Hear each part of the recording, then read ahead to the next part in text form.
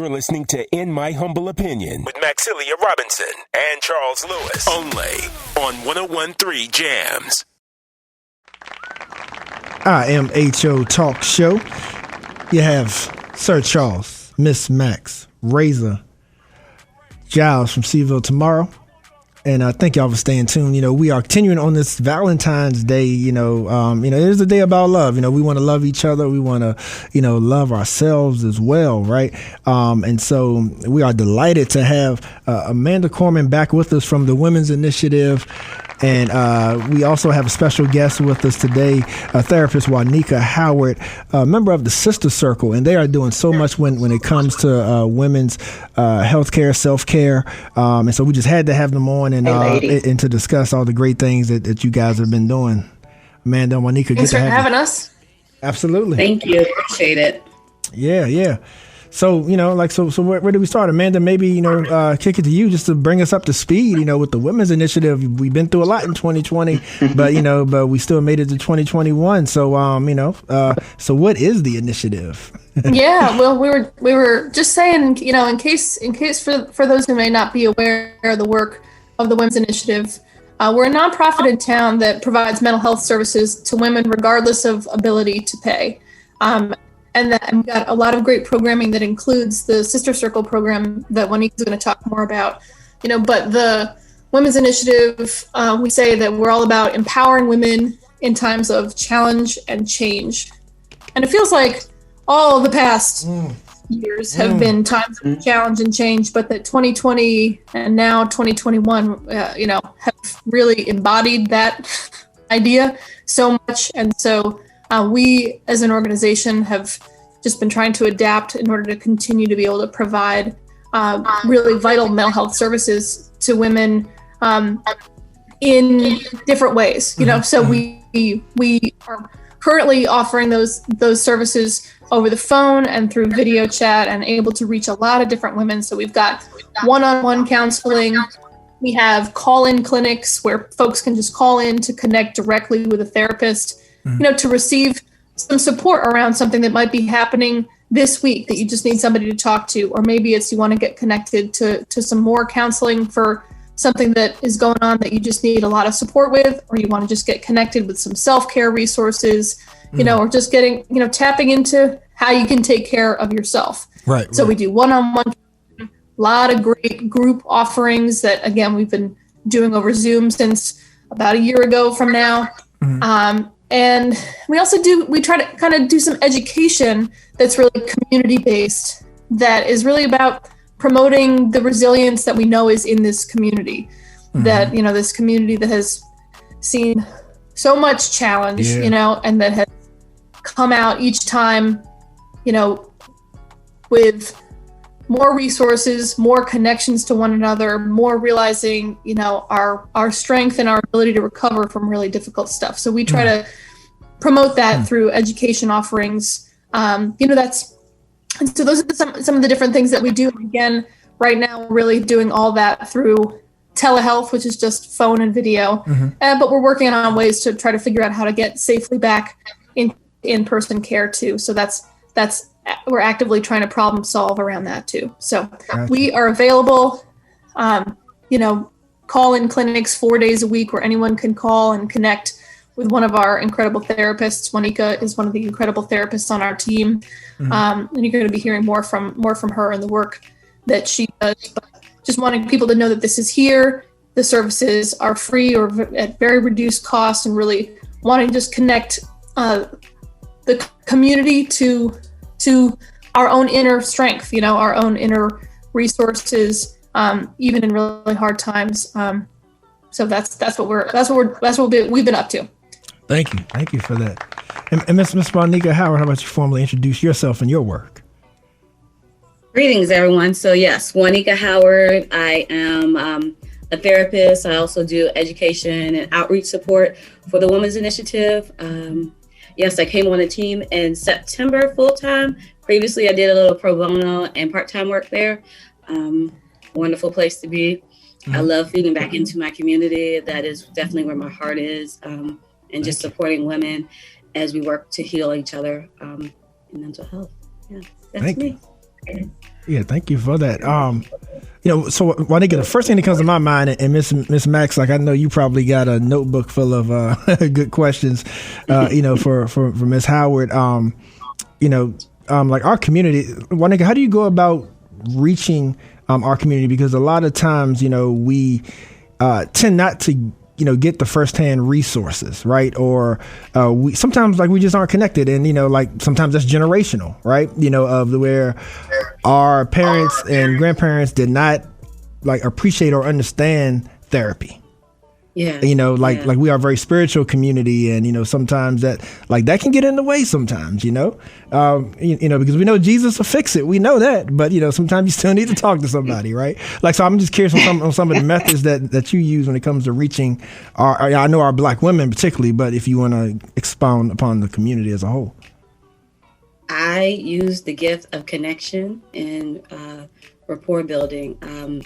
I am a native of Charlottesville. I grew up here. So wherever I go, I like to leave a trail, a little bit of me with whoever I'm interacting with, whether it's giving out lunches or running or just in my day-to-day, I'm sitting randomly shooting the breeze with whoever it is.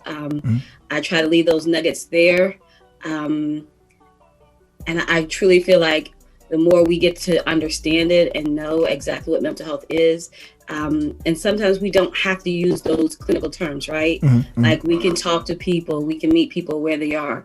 And if it is me just talking to you about you feeling some type of way, whether we want to label it as stress, depression, anxiety, you feeling some type of way, you feel it in your body. So let's talk about it. Let's figure out what we can do about that. Yeah. And I'm definitely curious about, the kids in particular. Like I see, I'm curious any conversation that you've had with young folks and mothers, right? Particularly with school being out. I'm seeing like a lot of increase in violence across the country, right? Not just here, being attributed to, kids like feeling that they no longer have a social norm, right? They feel isolated, and that's leading to depression. That's leading to just acting out if there's no guidance and things of that sort. So I'm just curious if either one of you wanted to chime in on like some of the work that's being done or the accuracy of that you feel that's relatable to mothers and our students within this past year and all we faced. Yeah. So I think it's so important I used to do prevention at Charlottesville High School, and so adolescence is kind of like my heart, and I will gladly share about that part as well. Yeah.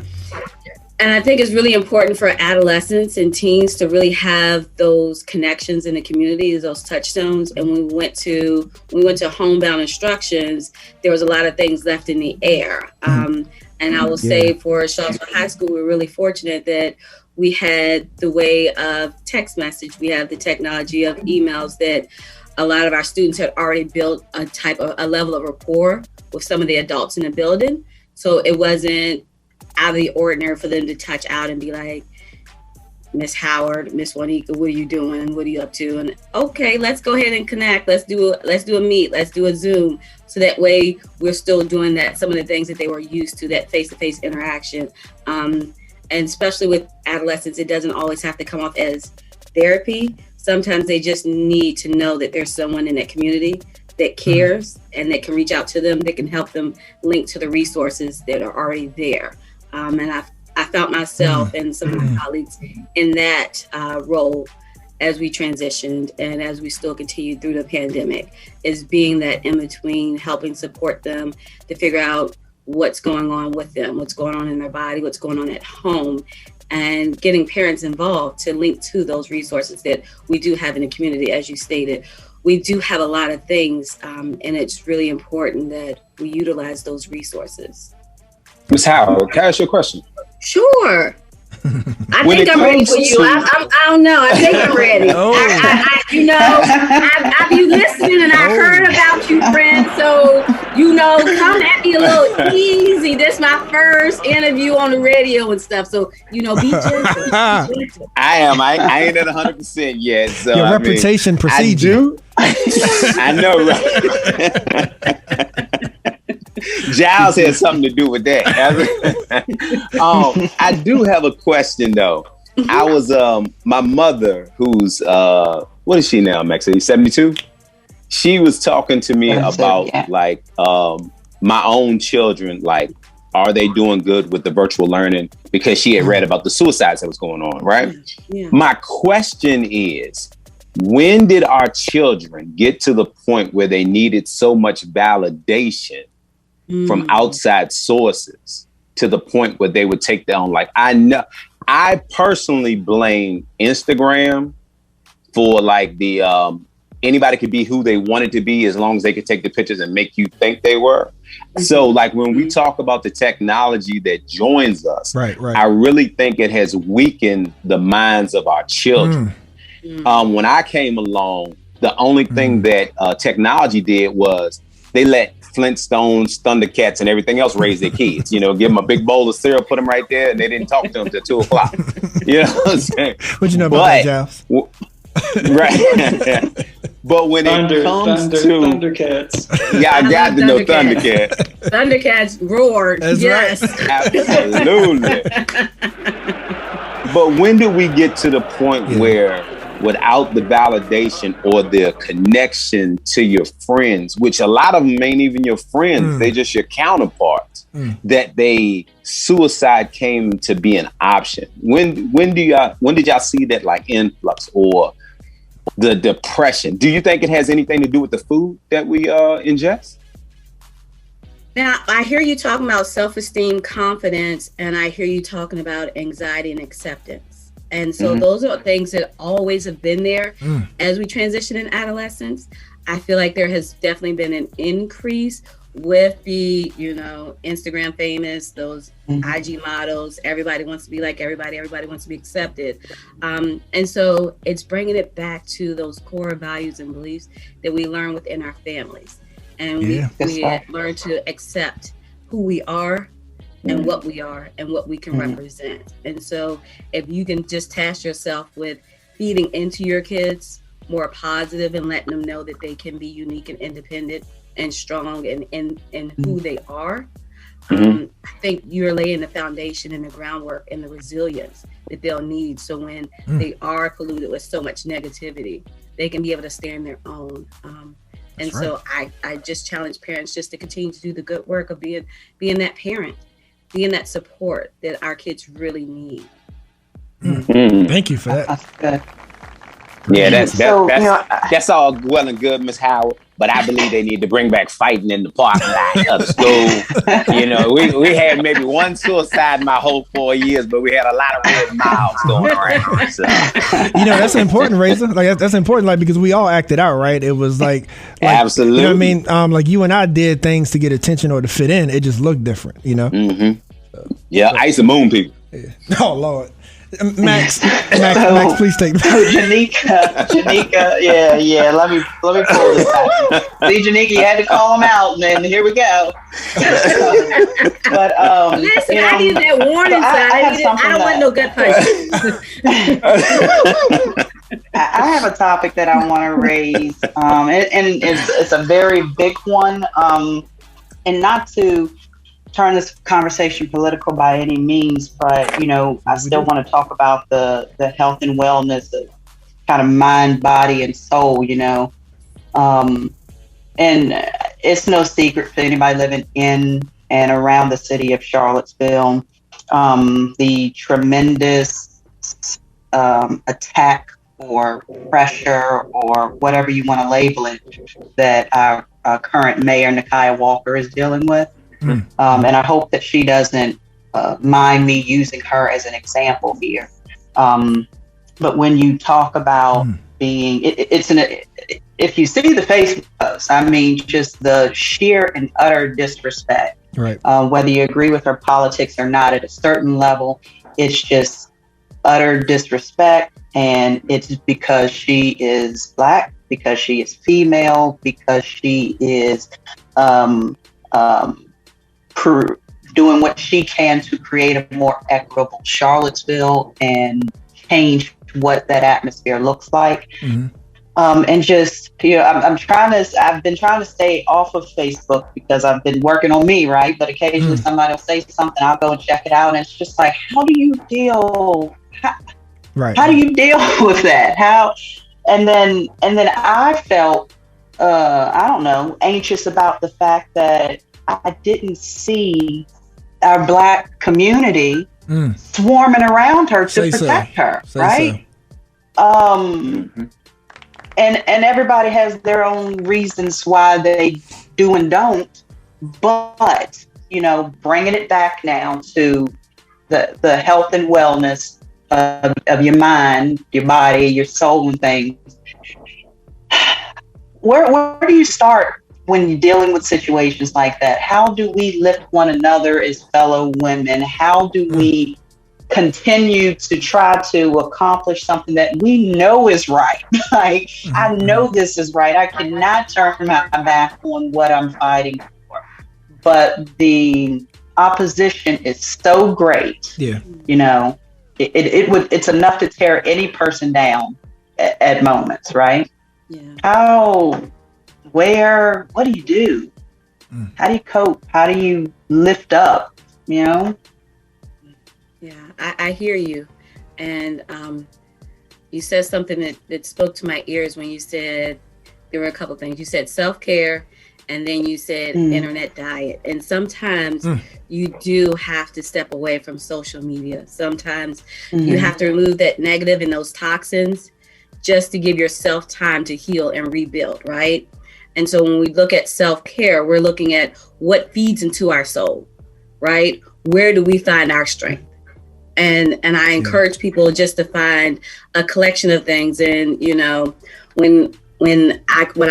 I like to say is, when outside was open, I had friends that would do a lot of spa days and things like that. And now that we're at home and we're just forced to deal with things ourselves, you have to get creative with it. You have to get creative of what feeds you. I can give you an example for my self-care regimen. I don't mind sharing. My family gets tired of me sharing, but I don't care. It's helpful. So I like to craft. So I will find crafting ideas. I'll go to Michael's. I'll go to Pinterest. I'll spend an evening or a weekend crafting. I have adult coloring books. I take time throughout the day just to I've started out with doing 5 minutes, then it went to 10. Then on more stressful days, I'll do 20 minutes of just coloring. And that's just a way of me just to disconnect and create something beautiful. It's not for anyone else. It's just for myself. I also have a prolific run crew. I'm giving them a shout out. That's right. I'm one of those loud joggers out at 6 a.m. Yes, I run. We run 3 to 4 days a week. The other days I'm walking. Those are things that feed into myself just to get me ready for the day. I do meditation and prayer. There is a woman, Tony Blackman. I love her meditations. If you haven't checked her out, check her out on YouTube. These are things that are just dedicated to, and she's a Black woman. And so they're dedicated to just healing ourselves in our sisterhood.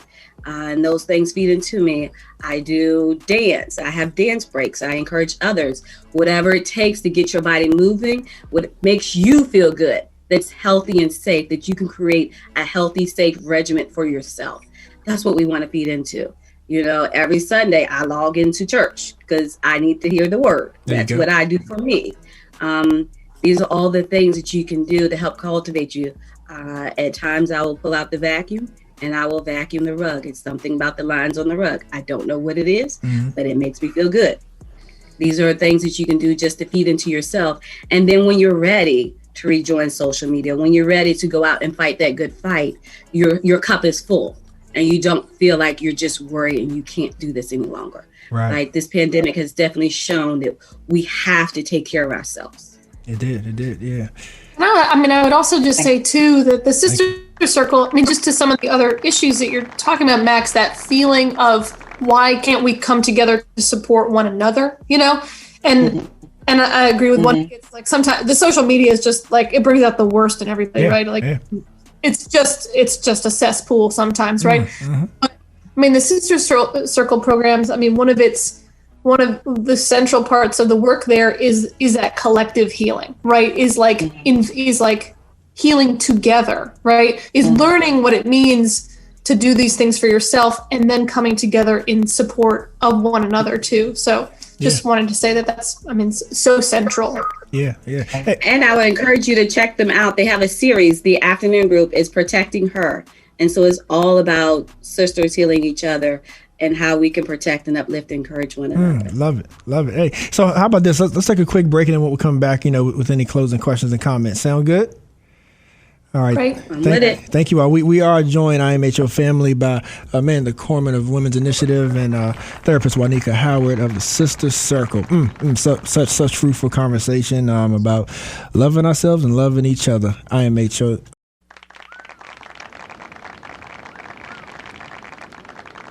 IMHO Talk Show. Sir Charles, Miss Max, Razor, and we are still joined by Amanda and Juanika Howard, having good, fruitful conversation about the Women's Initiative and the Sister Circle. We're still joined as well by our good friend Giles Morris from over at Seville Tomorrow.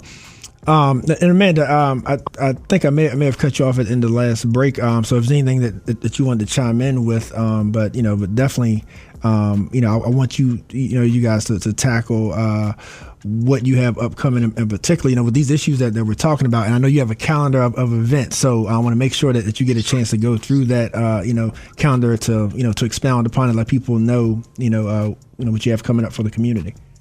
Yeah, absolutely. I mean, I'm just going to visit us at the women'sinitiative.org/sister circle and check out all the awesome things that are going on there. And I know Juanika is leading a new group that's starting soon that I think she wanted to let people know about how they could join. Yes. February 25th, Thursday, we're going to be starting a day group, Sister Circle day group, 11:30 to 1 p.m. Bring your lunches. Come have some real talk with Judy and I. It will be going on. We're hoping that it'll continue throughout a 1 to 2 year span. It's in partnership with Centera. When we go back to in person, God willing, we will be hosted at the Jefferson School. I would love to see as many women coming in for either the day or the evening Sister Circle, and just holding space, supporting one another, growing and healing. Awesome. Good stuff. I have another question, Charles, if we have time. Absolutely. Yeah. So, as we mentioned at the top of the show, my husband, Razor, contracted COVID, was hospitalized for about a week. Things throughout that whole process in his recovery period were really questionable. Like we just didn't know at times.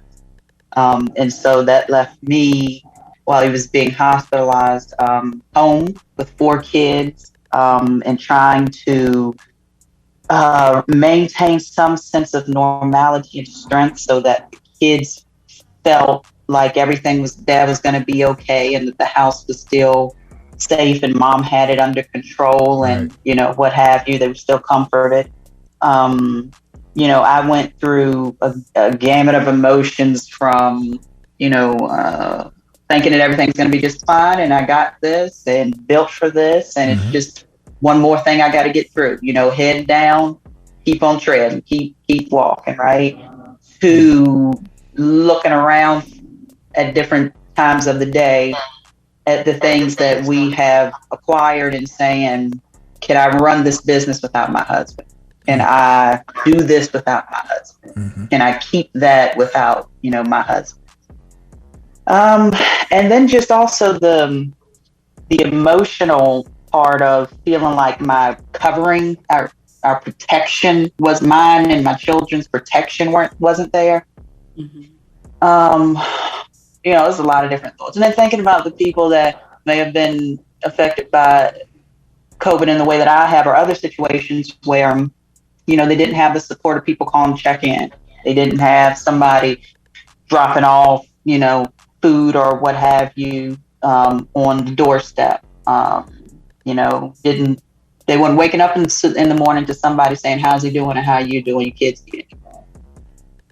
And it was a difficult time. And so I've got through it, and I'm okay. I didn't like the feeling of it, but we're okay. But I imagine that these current COVID circumstances has made it very difficult for many mothers, for many women out there. And I didn't know if maybe you could speak to, what what you advise people, when they deal with things like this, how they maneuver through it, and maybe some of the self-care things that you just mentioned, is enough for them. But, I just know that the weight that it caused me and the things that I wasn't prepared for before this was sprung on us took a toll.